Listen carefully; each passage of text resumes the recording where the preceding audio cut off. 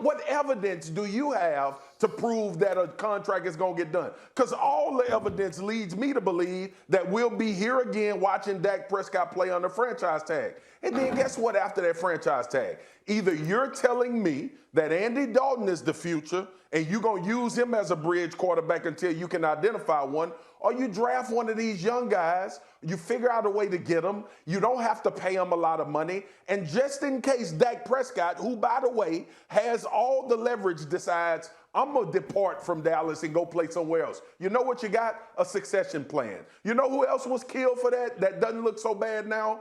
The Green Bay Packers. They got Jordan Love. Everybody lost their mind, went crazy. Oh, please. The bottom line is they have potentially a succession plan.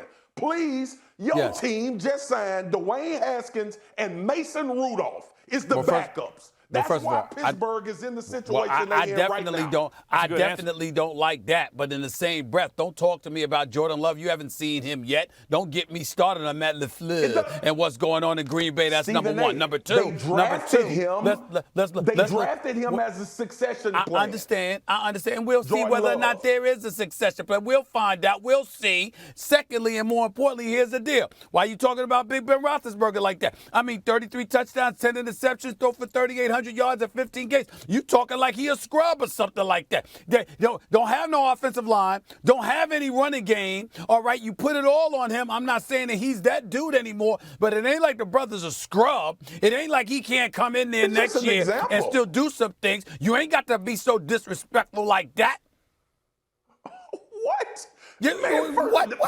You heard what I said? Number one, my argument had nothing to do with Ben Roethlisberger's ability. We know he's lost some ability, but we also know that if you insulate him with good people around him, he still can sufficiently carry a franchise in a way. Okay. But what you going to do after he leaves, Stephen A? Well, I understand that. Do you know Pittsburgh is going to have a quarterback next year? I do not know that. I do not know that, but I do know what they do have. Oh, wait a minute. I do know what they do have, and I do know in the case of the Dallas Cowboys, again, you're making the assumption that people are assuming Trevor Lawrence, Justin Fields, or Zach Wilson. They were just saying blanketly the Dallas Cowboys need to draft a quarterback. They didn't sit up there. Of course, if one of those three are available, you got to strongly consider that if you're the Dallas Cowboys. But here's the point.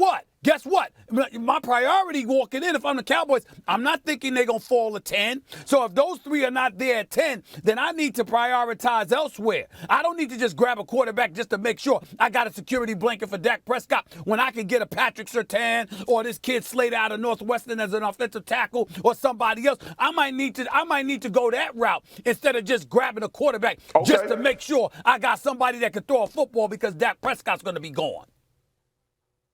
So you're not going to grab one this year just to put yourself in position to draft one next year? I'm sorry, I didn't hear your question, Marcus. What did you say? Marcus, go ahead. Go ahead, Max. So you're going to draft the quarterback I was gonna next say, year? Mm-hmm. Yeah, draft him next year. I was going to say, I hate admitting, I hate agreeing with Stephen A. about this, Marcus, but he's absolutely right. If Justin Fields is not there at 10, if they don't love the guy that's there at 10, you know what it is just to draft a quarterback? You bring up the Steelers, right? Well, they drafted Mason Rudolph. Max, we ain't talking about the Cowboys drafting no scrub. He might. We ain't talking about them drafting just no any guy. You gotta love the dude that you're going to draft. And they don't have to use the 10th pick. They got Dak in the 4th round. They might find a dude later on in the draft that they like as much as whoever's there at 10. You bring up the Steelers as an example. That's what the Steelers did. The Steelers drafted later on, we like this guy. This guy might be the answer. He wasn't. You can't hope that the dude is going to be something and spend a draft pick on him. He has to be a guy you actually like. Obviously, Green Bay really likes Jordan Love. They really think he can be something. Okay. You don't do it just to do it. Okay, well, in that case, I apologize. I was under the impression that we were focusing on this 10th pick based on the guys we've been talking about in this draft as far as quarterbacks that we think have a future. It's not far-fetched that the Cowboys would consider a quarterback at 10 based on what their situation is with Dak Prescott. It's also not far-fetched that they would potentially try to move up to get one of these guys.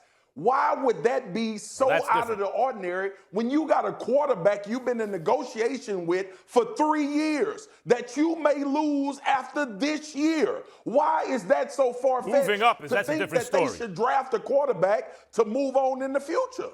I think anything can be perceived as far-fetched when it comes to the Dallas Cowboys and intelligent decisions based on what has transpired over the last 3 years. And I'm quoting accurately because that's essentially what some dude named Marcus Spears, a.k.a. Pastor Spears, that was saying on Get Up this morning. So I'm just saying, I mean, it's not beyond the run. I mean, anytime you talk about that making sense, well, duh, they don't really usually do that. That's why I think this would be, You know what, that's why I Marcus? think on their behalf, this would be pretty smart. Thanks for watching ESPN on YouTube. For live streaming sports and premium content, subscribe to ESPN+.